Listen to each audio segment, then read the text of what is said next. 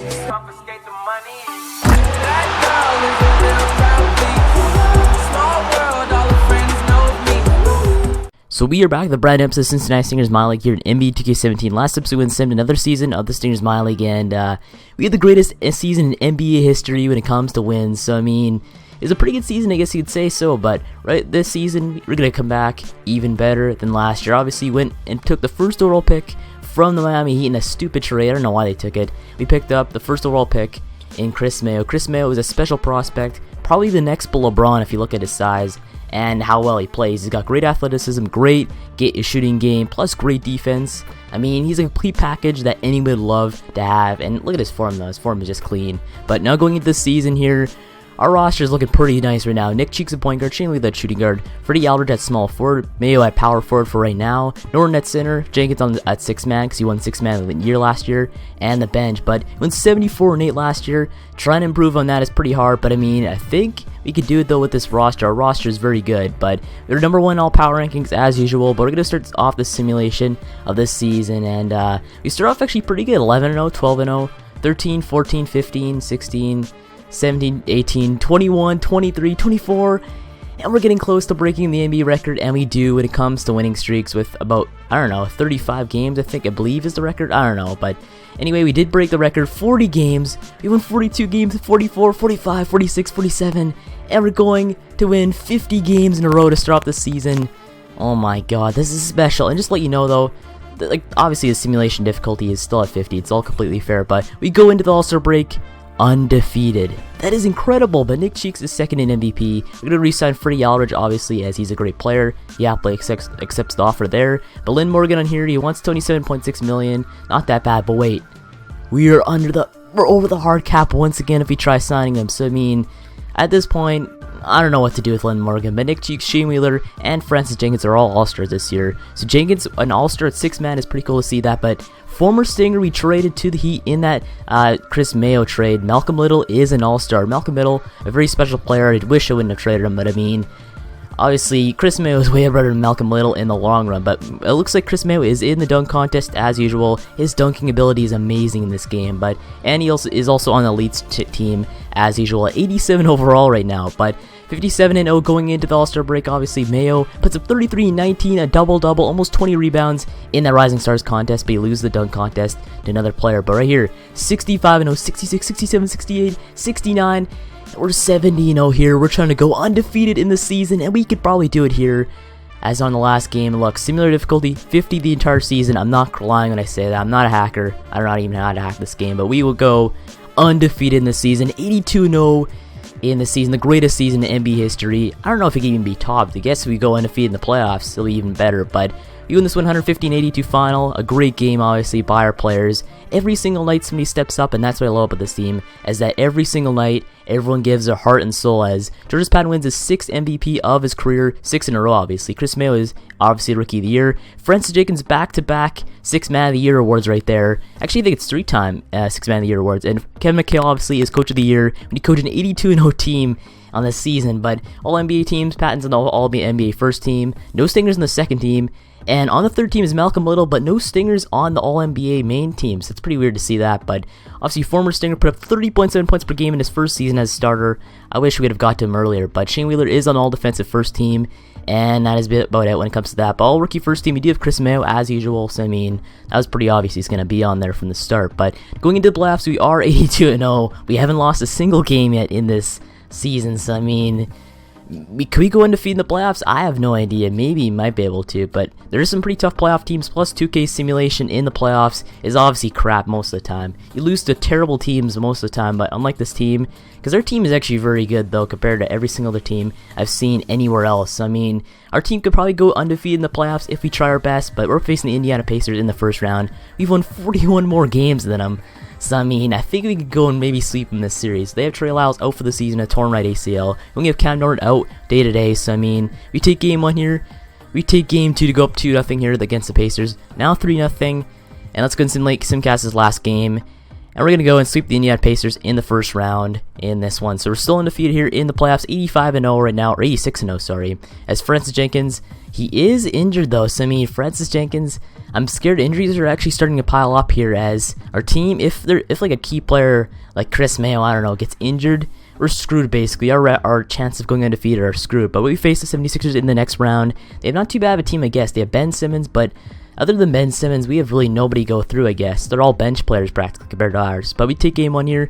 We take game 2, obviously, in Cincinnati. Now over to Philadelphia. We take a 3-0 edge here. We're going into game 4 here. And we sweep the 76ers to still go undefeated here going into the Eastern Conference Finals. As we win this one, 130-93 finals. So, I mean, almost 40-point win by us. As your team is spectacular right now. But look, Freddie Eldridge out 1 to 2 weeks with a sprained left toe. He could still play, but not really that much. So injuries starting to pile up here. Is going into the Eastern Conference Finals against the Milwaukee Bucks. The Bucks, a great team there, obviously. They have Guerrero, Lawrence, and that's basically about it. But their centers are great. Their power forwards are big. Their bigs are great. But Damian Danilo is out for the season. We have Francis Jenkins and Freddie Eldridge out for this one. So, I mean, it's not good. But we take game 1 here by a huge amount there. Almost like, what is that, 41 points? That's pretty crazy for that. Or no, 31 points. That's what it is. But Lynn Morgan double-double there as our team wins game 1 here in the Eastern Conference Finals. Wheeler puts up 30 points.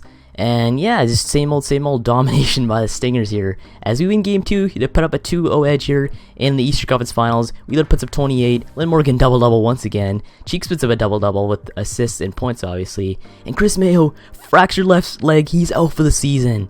I think our chances of going undefeated are pretty much screwed at this point. Kris Mayo, huge part of our offense, but we could do a second half comeback to go up 3-0 here against the Bucks in the Eastern Conference Finals. But Bosch stepped up.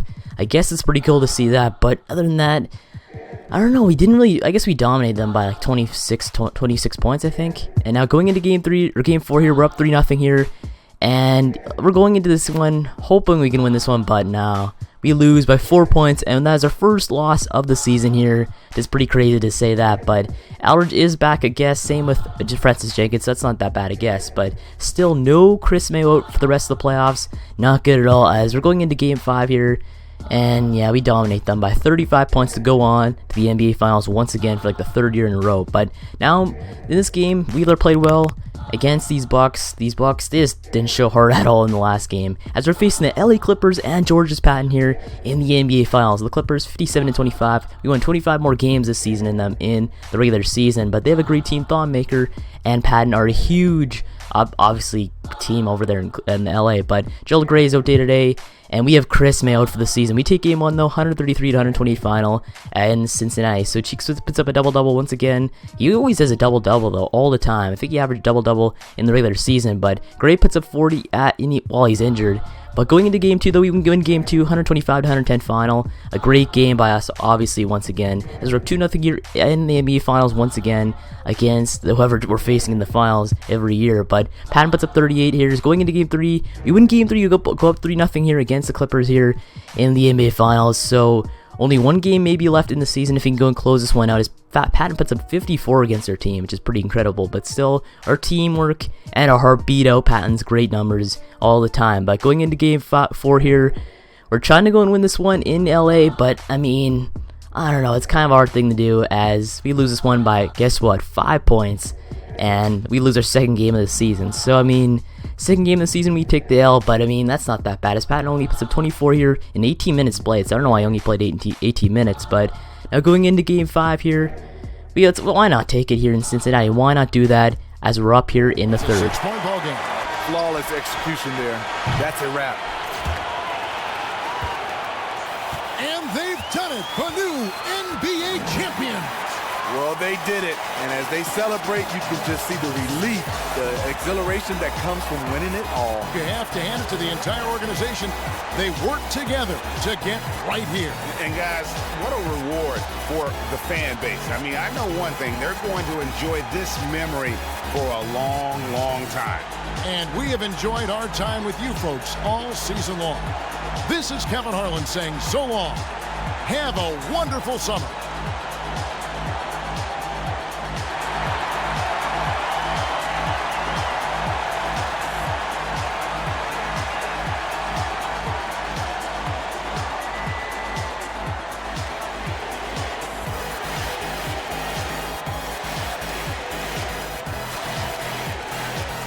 That's right, so the Stingers win their 6th NBA championship of their franchise, and we had a great season. Only lost 2 games in the entire season, not even in the regular season. We went 82-0 in the regular season, obviously. Only lost 2 games in the playoffs, 1 to the Bucks in the Eastern Conference Finals and 1 to the Clippers in the NBA Finals. But a great season by us.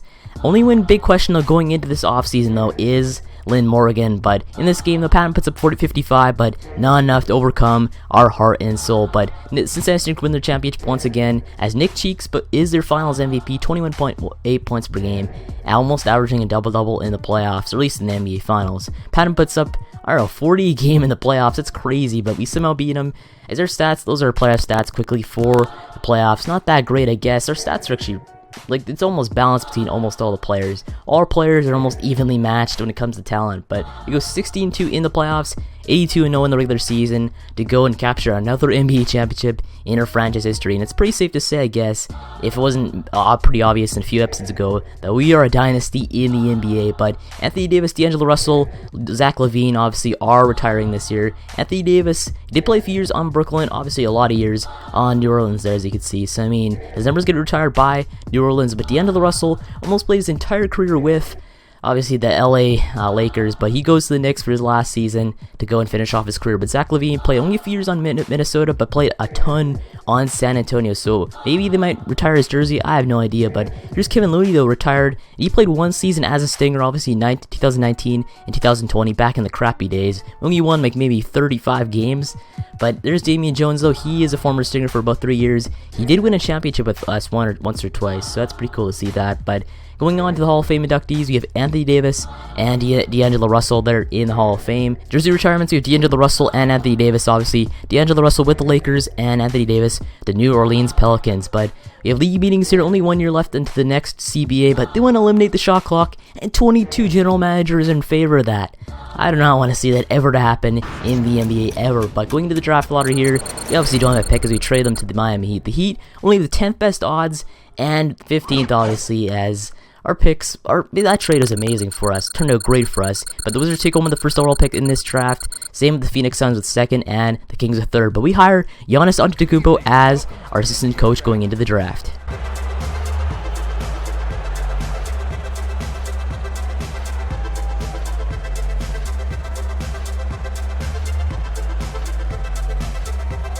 With the first pick in the NBA draft, the Washington Wizards select the 19-year-old power forward from the University of Virginia.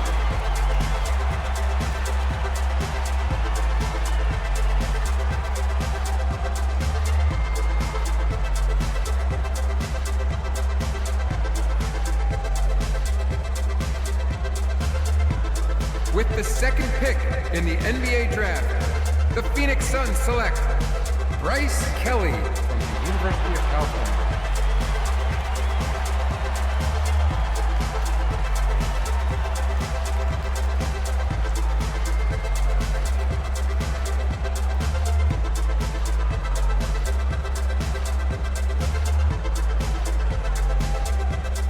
With the third pick in the NBA draft, the Sacramento Kings select Dwayne Carlson from the University of Tennessee.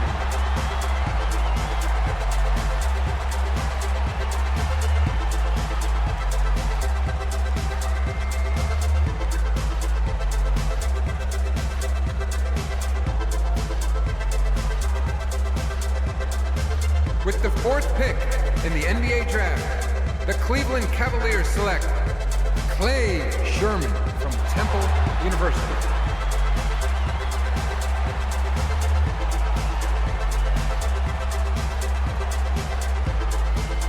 With the fifth pick in the NBA draft, the New Orleans Pelicans select Gilbert Rice from the University of North Carolina.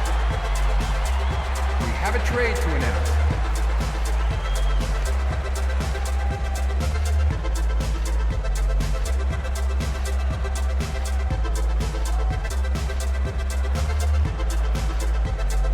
With the sixth pick in the NBA draft, the Philadelphia 76ers select Will Norman from the University of Colorado.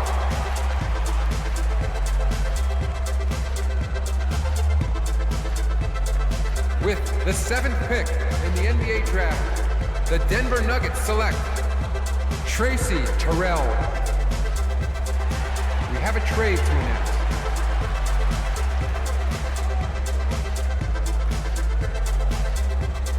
With the 8th pick in the NBA draft, the Boston Celtics select the 21-year-old point guard from the University of Houston.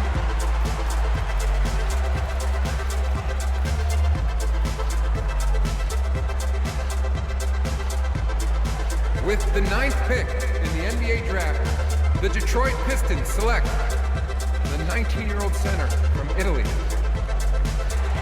We have a trade to announce.